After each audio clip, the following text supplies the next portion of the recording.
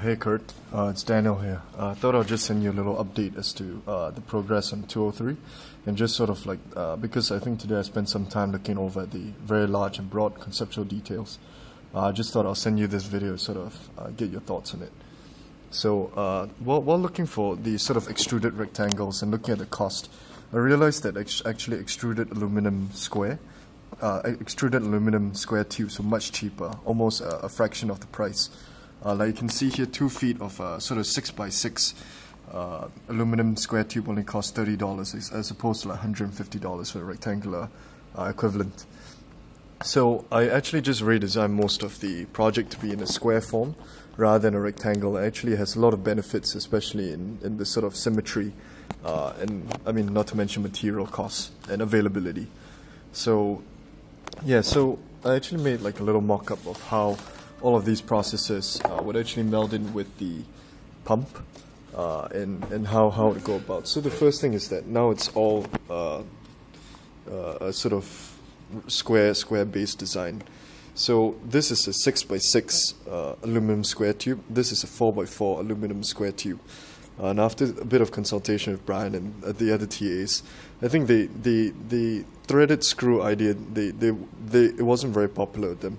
Instead, it was more like just aluminum rod and running like a O-ring screw through the bottom as well as the top.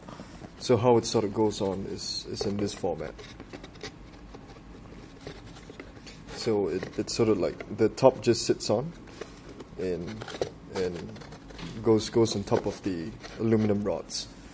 So the other thing which I did after calling several of the pump companies is that it turns out that the outlet of the pump does not have a hose. The hose can only connect to the inlet of the pump.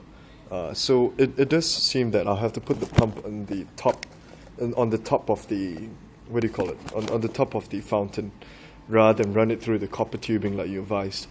So what happens is that very likely I'll have to puncture a hole through this, run the pump's hose, and sort of just build it from there.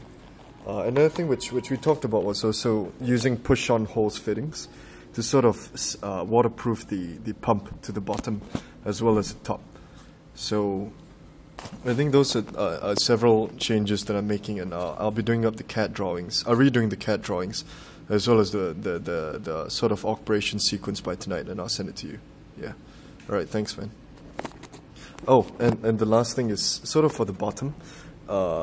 I did some asking around, and it does seem that rivets or sort of press fit might not be as efficient as sort of just getting it TIG welded as at an external sort of I think the name was Applied Welding Technologies, and apparently they can do it for $20 to $30. So rather than spending like 30 hours learning how to TIG weld properly to not screw up my fountain, I'm actually quite partial to the idea of just sending it in and spending a little more on just TIG welding and get like a nicely welded bottom.